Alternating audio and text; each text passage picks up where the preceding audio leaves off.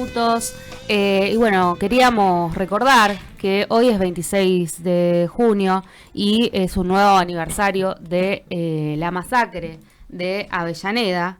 Esto sucedió en el marco de la crisis del 2001. Y bueno, fue un momento muy duro y muy significativo también para la historia del periodismo, porque recordemos que en esa masacre murieron dos compañeros que fueron Darío Santillar y Maximiliano Costecchi, y se intentó dar una versión que hacía quedar como que se habían matado entre ellos, como que había sido una cuestión entre piqueteros, ¿no? En un clima muy caldeado. Para poder hablar un poco de cómo fue que finalmente la verdad salió a la luz, a través de las imágenes que registraron los compañeros fotógrafos que estaban allí presentes cubriendo el hecho, estamos en comunicación con Sergio Kowaleski. Él es fotoperiodista, fotógrafo en ese momento de Página 12 y logró captar y sacar a la luz las imágenes que daban cuenta de que había sido la policía la que había matado a Darío Santillán y Maximiliano Costecchi. ¿Cómo estás, Sergio? ¿Qué tal? Buenas noches. Buenas Bien, muy noches. Yo te escucho un poquito bajito. Acá te saludo, soy Charo Ceballos, de Martillá. Estoy también con Simón Dubó y con Ignacio Canales. Bueno, y bien. queríamos que nos cuentes por ahí un poquito cómo fue ese día, si lo podés recordar, cómo se dio que de repente estabas en el lugar como para sacar esas imágenes. Bueno, en principio nunca trabajé para Página 12, siempre fui freelance. O sea, en ese momento yo colaboraba con el periódico Las Madres de Plaza de Mayo y la Asociación Madre de Plaza de Mayo. Llegué a Página 12 a través del contacto que tenía de la Correpi para hacer la publicación de las fotos.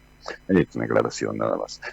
Yendo a tu pregunta, sí, básicamente uno obviamente nunca se olvida de situaciones donde quedas de alguna manera marcado, porque no es nada agradable ver cómo están matando prácticamente delante de la gente, ¿no? Pero más que lo que uno, digamos, cómo estuve ahí, bueno, estuve ahí porque había que cubrir esas imágenes y cubrirlas desde una mirada, obviamente, desde el campo popular. O sea, por eso siempre colaboré con los organismos de derechos humanos, con la Asociación Madre de Plaza de Mayo. Yo creo que lo que más es importante recordar el contexto previo. O sea, el 2001 había llegado a una crisis muy grande, muy terminal, producto de políticas que se venían llevando neoliberales, impuestas por el Fondo Monetario Internacional, que habían dejado a una gran parte de la población sin trabajo, sin sustento, y en el marco de una crisis económica muy fuerte, el Fondo Monetario quería imponer, digamos, un ajuste mayor todavía en los planes, que era llevar a la gente a la total miseria, a morirse de hambre en las casas, ¿no?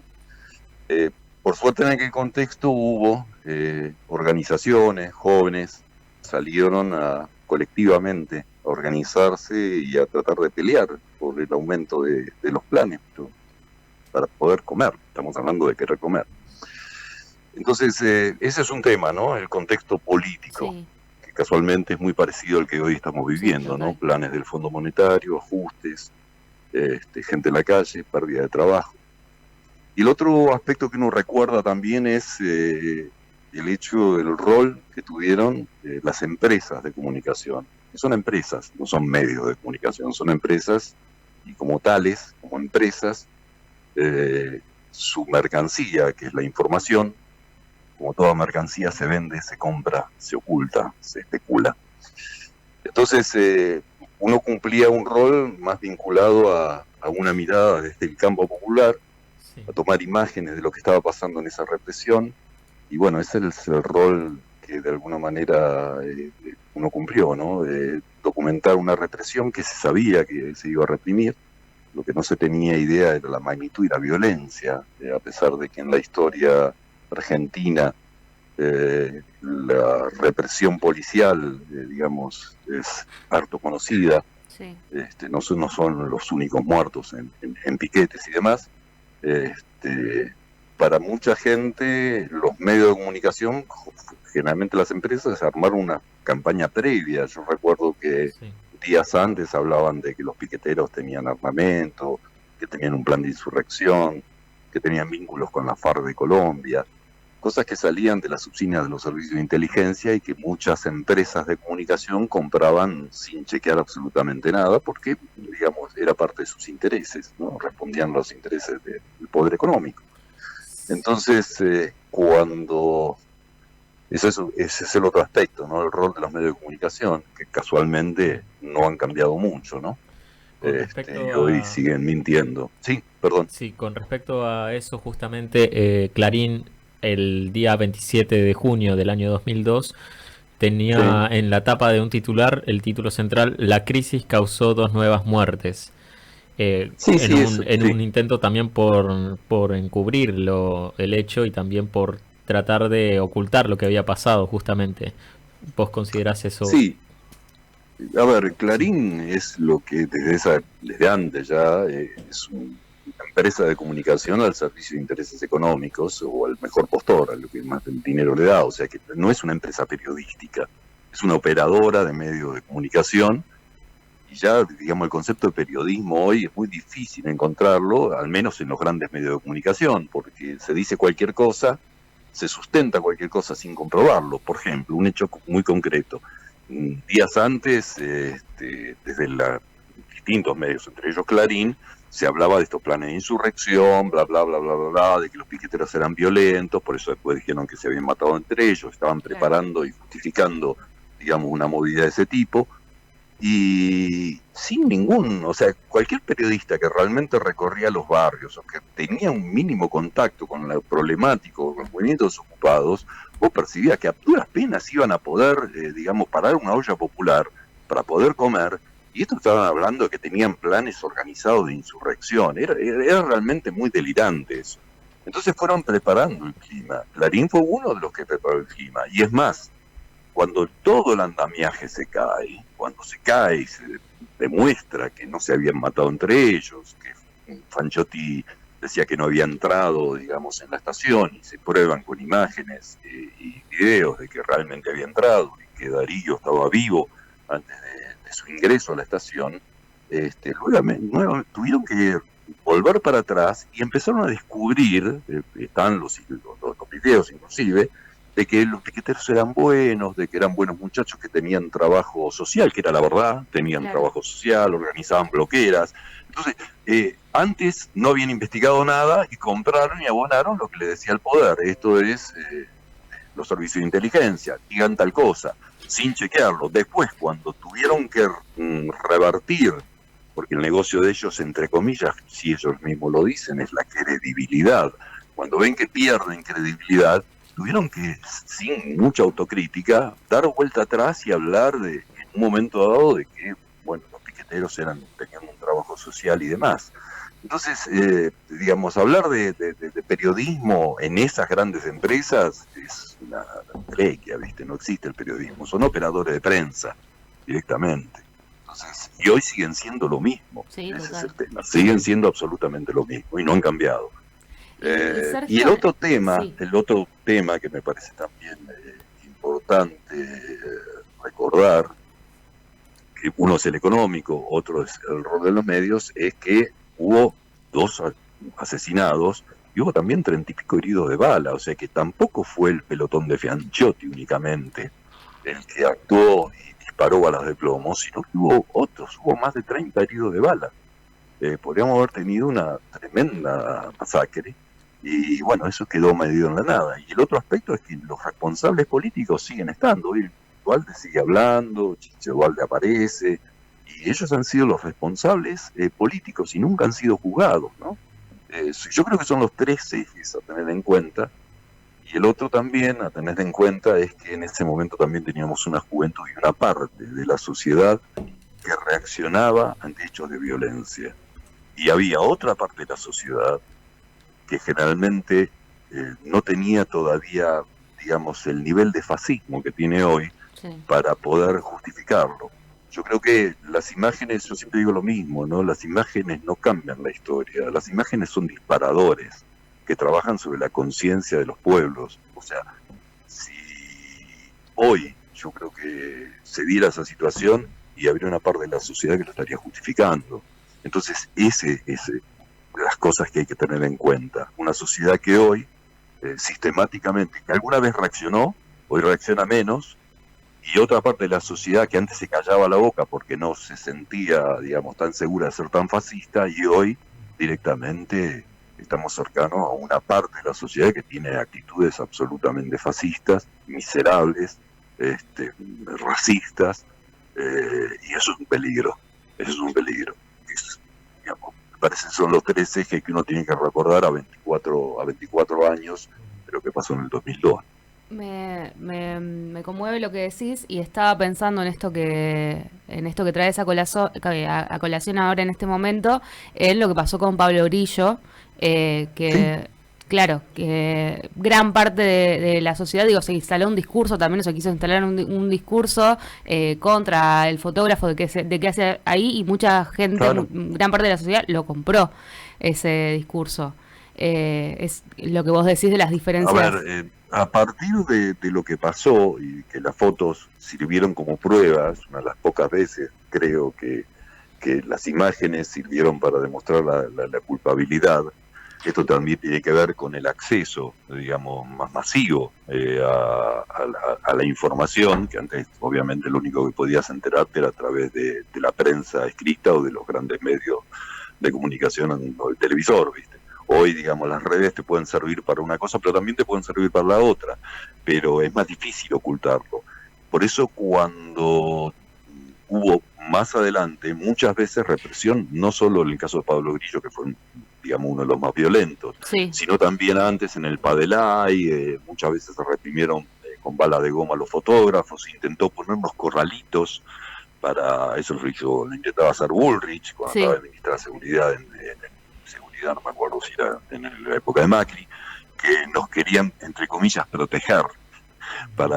No, lo que querían era ocultar la posibilidad de que haya gente que esté tomando imágenes y que no esté preocupada por, entre comillas, los daños a la propiedad, sino por los daños a la vida, que generalmente se producen cuando tenés represiones de esta magnitud, ¿no? Porque a pesar de que uno está acostumbrado de alguna manera a verlo, no desde ahora, sino desde hace mucho tiempo, el accionar de la policía violento. Yo he visto reprimir marchas de mujeres con cochecitos en la época previa al 2001, previa al 2002, inclusive el 2001, en la época que los desocupados salían, y parece que esas imágenes nunca aparecían. Entonces, hoy tenemos a los tenés jubilados en esta sí, misma situación. y hoy tenés a los jubilados y hay gente que lo justifica. Entonces hay un problema muy serio en una sociedad que no es de la Argentina, es global. Al menos en el occidente, entre comillas, ¿no? Lo que conocemos como occidente, porque son los mismos empresas de comunicación. Entonces la información que se baja siempre es la misma. O sea, a ver, nos dicen que no hay inflación, ¿viste? Y bueno, hay gente que cree que no hay inflación. Y yo compro las cosas todos los días y todos los días algo te sale más caro. sí, total. Entonces, no hay, no, perdón, yo no compro lo mismo que compraba hace 5 años con el mismo sueldo. Entonces, o nos explican variables económicas. Y yo siempre digo lo mismo. A ver, mi viejo siempre me decía algo muy sencillo: si el sueldo del trabajador es bueno, todos comemos, todos viven, porque es una rueda de movimiento. Cuando vos tenés el sueldo del trabajador por el piso, cuando tenés enormes cantidades de desocupados que no tienen forma de trabajar, porque están cerrando empresas, porque abrieron la economía, las mismas políticas que sufrimos en 2001, las mismas políticas Martínez Dios. Entonces el problema es de no comprender la historia, la memoria, es muy grave en una gran parte de la sociedad, no digo toda, pero una gran parte de la sociedad que demuestra cada vez un mayor nivel de racismo, y que parece que lo único argentino es cuando juega la selección, que me pone contento que gane, obviamente, y espero que siga ganando, pero que esa no es la argentinidad. La argentinidad es una nación, es un pueblo, un pueblo de múltiples pueblos también, ¿no? Porque también tenemos pueblos originarios, y eso es despreciado muchas veces, pero bueno, nos escondemos bajo una bandera con el fútbol, cuando la realidad es que no es así. Tenemos una sociedad muy desgastada, y una parte muy miserable, muy racista, Sí. y que convalida políticas suicidas, ¿viste? O sea, a ver, reniega de la investigación, de la ciencia, de la educación en la práctica, ¿viste? O sea, no le importa que cierre una facultad, o sea, cuando el conocimiento es algo invalorable, ¿viste? Para el desarrollo de una nación. Entonces, y abrimos el país para que se venda todo, para que se cierren empresas y comprar afuera. ¿Viste? O sea, esto yo ya tengo unos cuantos años, o sea, lo vi en el periodo de Martínez II, en la dictadura, lo vi en el 2001, o antes con las políticas de Menem, y las volvemos a repetir y se vuelve a comprar lo mismo, y para comprar lo mismo hay empresas de comunicación que te están vendiendo verso. Y ese es, creo, lo que uno tiene que tratar de recordar, más al margen de lo anecdotario, del hecho de las fotos en sí, ¿no? Sí. Que obviamente sirvieron, pero, a ver, yo no creo que, siempre digo lo mismo, las fotos no cambian la historia, lo que cambia la historia es el desarrollo, la organización y la conciencia de los pueblos. Las fotos son disparadores. Si no hay conciencia del otro lado, y es como que lo mirás y no te importa. O no te sensibiliza. Lo ignorás. Claro. Tengo otra pregunta para hacerte, Sí. que tiene que ver, vos hablabas hoy en día que al contrario de ese momento en el cual solo la información te llegaba a través de la prensa escrita, hoy en día estamos bombardeados de información. Hay algo que se está dando en los últimos años, que es la generación de información falsa, Sí. fotografías, videos, a través de la inteligencia artificial. ¿Vos qué opinas de esto que está sucediendo actualmente? Mira, el problema de las herramientas, la inteligencia artificial o de las cámaras, o sea, no es un problema de la tecnología o de la herramienta, es la utilización que se da de eso. Yo creo que, es más, muchas veces yo tengo que andar mirando algunas fotos, antes las veía fácil, Claro, cuando sí. es un montaje, cuando se arma. Hoy tenés que mirarlo varias veces para decir, esto es real, más las imágenes fijas, ¿no? Porque un video a veces te das cuenta, Sí, sí, más sí. fácil cuenta.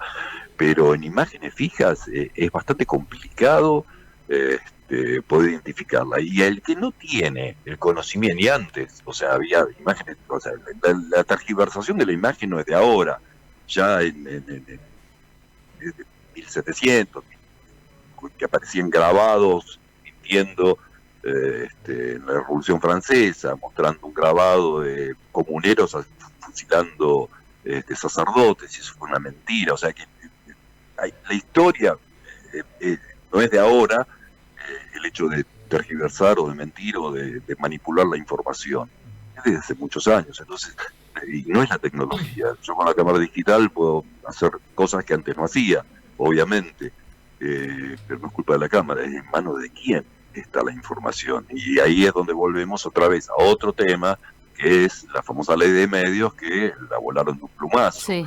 que impide, digamos, tener un control de que no se pueda, digamos, regular mínimamente, no para ocultar información, sino que para que por lo menos la información sea veraz.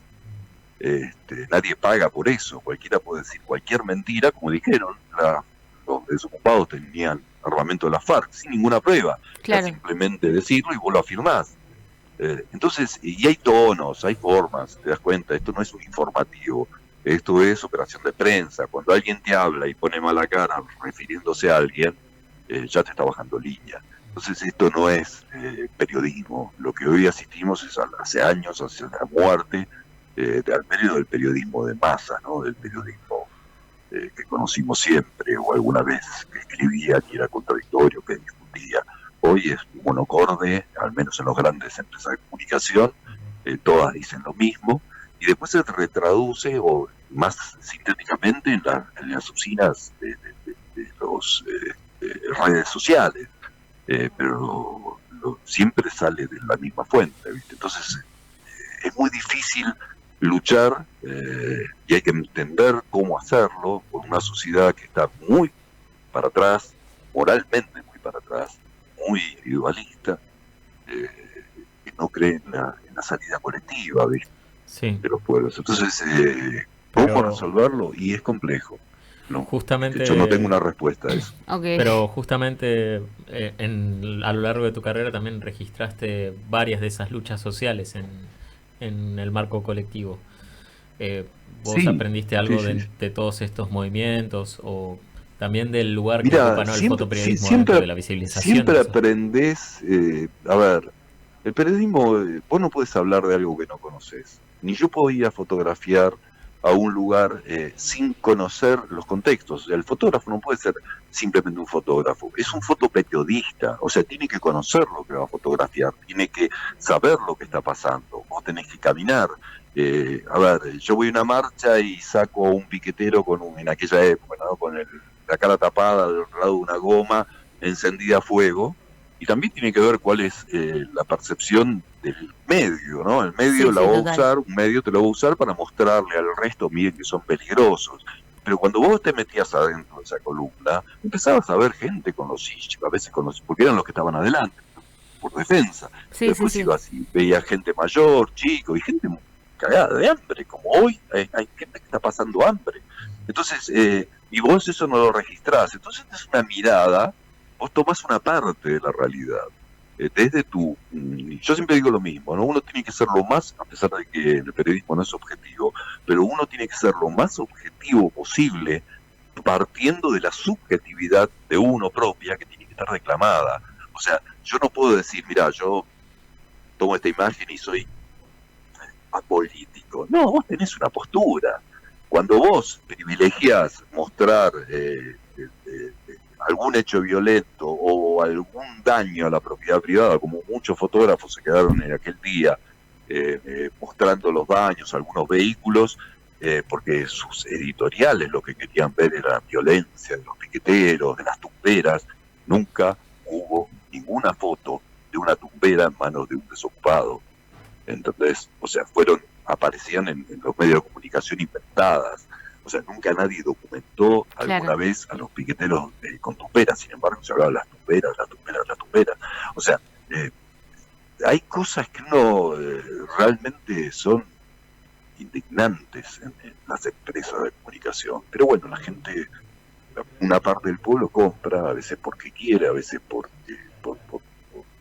este individualismo feroz en el cual los han educado, y eso es la consecuencia que estamos sufriendo hoy. Por eso, cada vez que pasan los años, y vos volvés a hablar del tema, estás viendo casi las mismas condiciones. Por eso te habla del Fondo Monetario, Sí. de la venta Sí, sí. de las tierras de la nación, al extranjero, de la cierre de fábricas, y que traen como consecuencia situaciones de miseria, donde la gente no se puede atender en un hospital porque no hay insumo, entonces, a ver, ¿eso qué puede traer? Ya lo trajo al final de la dictadura, ya lo trajo en el 2001.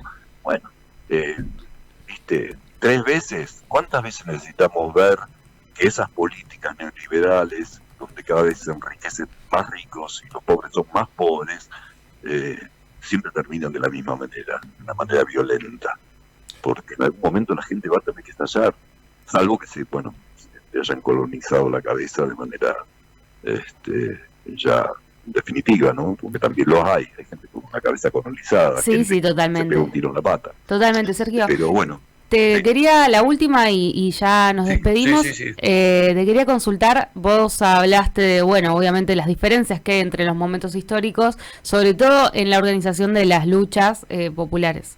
¿Vos ves algo como un foco o algo que por lo menos digas, bueno, por acá quizás está armando algo en este momento, o es algo que está totalmente a armar para vos? Mira, a ver, obviamente, si no me quiero olvidar de la CGT, que nunca Sí, estuvo presente sí. en el 2002, 2001, y tampoco está presente ahora, Bien. ¿no? Cuando sus trabajadores están... Mira, yo hoy, digamos, alguna vez tuve esperanzas. Hoy tengo una mirada, al menos hacia nuestro país, Sí, donde no, por una cuestión de razonamiento simple, no veo la rebeldía que alguna vez tuvo una parte de la sociedad, no veo rebeldía en una gran parte de la juventud.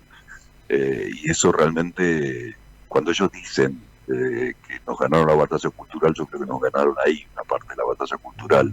Entonces vos ves muchos pibes que creen que van a ser grandes empresarios porque se laburan en un Rappi. Ahora ya creo que no, pero en un principio se creían que iban a ser grandes Sí, yo creo que siguen, no sé. siguen en esa. Bueno, hay una parte de esa sociedad que incluso va a la facultad, pero a ver, también tenemos un nivel de deterioro educativo tan grande, acumulativo, donde vos tenés pibes hoy en la facultad que no tienen comprensión de texto, entonces es muy difícil, y más si no hay contacto cara a cara. Entonces cuando vos me preguntás si veo algo, mirá, hoy por hoy, alguna vez siempre yo apuesto a lo disruptivo. Cuando me fui de algunas organizaciones políticas, cuando era joven y demás, después me vinculé a las madres de Plaza de Mayo porque consideraba que eran disruptivas, planteaban un discurso diferente. Sí. También fueron los desocupados disruptivos, porque ocuparon el lugar que tendrían que haber ocupado los sindicatos o la CGT, y ocuparon el rol que no existía en ese momento y lo ocuparon. Hoy todavía no veo ni en el movimiento desocupado de lo que queda, y en organizaciones, al menos no percibo algo disruptivo.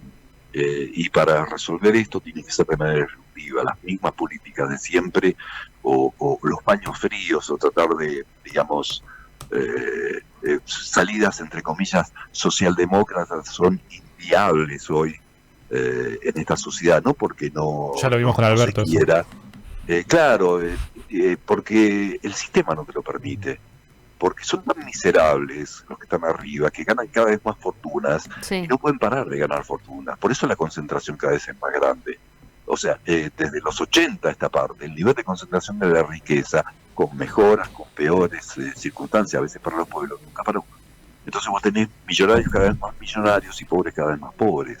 Sí, estos últimos años encima se incrementó esa diferencia.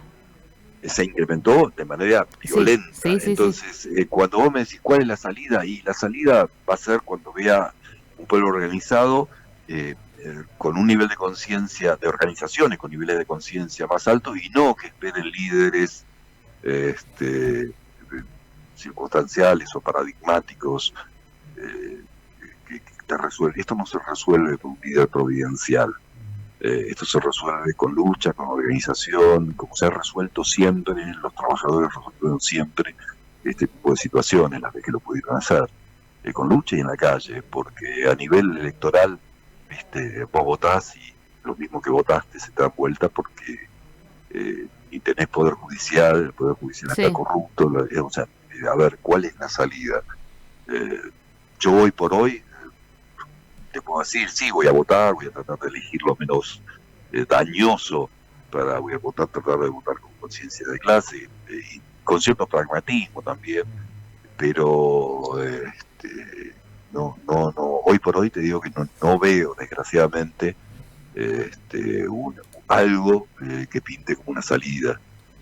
La sociedad está muy apática, hay un desprecio muy grande por parte de la política, y los políticos que tendrían que estar haciendo algo están en pequeñas internas miserables, discutiendo cosas, ¿viste? Que no tienen nada que ver con lo que realmente le está pasando al pueblo. Bueno, esperemos que esto pronto disculpame que sea así, nos sorprenda, nos sorprenda. Yo siempre digo lo mismo, yo prefiero prepararme para el peor escenario, porque después si es un poquito mejor, bienvenido, porque lo peor que nos puede pasar es creer que estamos preparados para lo que no estamos, y ahí nos damos un palo muy grande. Ya lo tuvimos alguna vez, o sea, ahí cobramos para tener y para guardarnos, ¿no? O sea, nos dieron con todo porque creíamos que estábamos listos para algo y todavía nos faltaba un poco, ¿viste? Pero sí, yo creo que nos tenemos que preparar para lo que decís vos, el peor escenario, organizar, sin dudas, pero soy optimista, igual. ¿Qué edad tenés? Sí. Yo no reniego, o sea, el optimismo de la voluntad, sí, fenómeno, pero lo tenés que pensar con el pesimismo de la razón. Total, tenés que ser absolutamente objetiva y decir, bueno, esto es lo que tengo. Y la correlación de fuerzas, y más la correlación de fuerzas en Latinoamérica, es espantosa. O sea, falta que caiga Brasil y vamos a estar en un mundo de ultraderecha y con tendencia fascista, ¿viste? Y que no tiene miedo en cargarse un pueblo, ¿viste?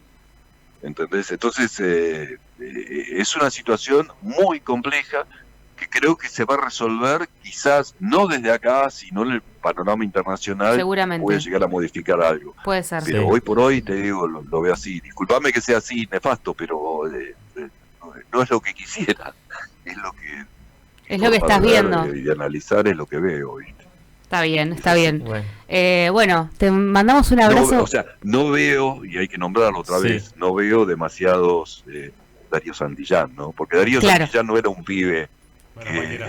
estaba sufriendo. Él estaba más o menos en condiciones económicas. Sí, era un pibe solidario, que había leído, que se instruyó y que tenía mucha empatía con parte de su pueblo, y que de esa clase de pibes hoy no se ven tanto, ¿viste? Claro, No se ven tanto en los barrios. está y ese bien. es un tema. Había una juventud en ese momento que no es la que hay hoy en día. Al menos había. Que se conmovía, debe digamos. estar- Sí. Se debe estar construyendo, debe estar apareciendo. Ay, seguro, Siempre seguro que aparece. sí. El Seguro tema que los hay. es encontrar como, sí, seguro que los hay, en todos los barrios siempre hay algo de solidaridad todavía, pero falta todavía la organización y los niveles de conciencia necesarios para saber cómo terminar con esto que nos viene asfixiando desde hace años ya.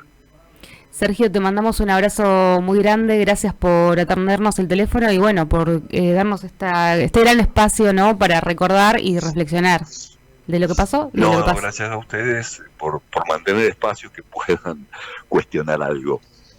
Ahí pasaba entonces Sergio Kowalewski, él es fotoperiodista y bueno, en lo que se conoció como la masacre de Avellaneda, fue uno de los que pudo capturar el momento en el que la policía asesinaba a Darío y a Maxi. Icónicas imágenes, no las pudimos poner en realidad por un tema de que YouTube es muy sí, muy sensible, sensible y muy a gorra las a veces. noticias. Pero se pueden buscar. Y bueno, nada, no queríamos dejar pasar este 26 sin recordar ese momento de nuestra historia y, ¿por qué no?, problematizar también el momento que estamos viviendo actualmente como país y como sociedad mundial en general. Vamos a un tema y volvemos con más Martilla.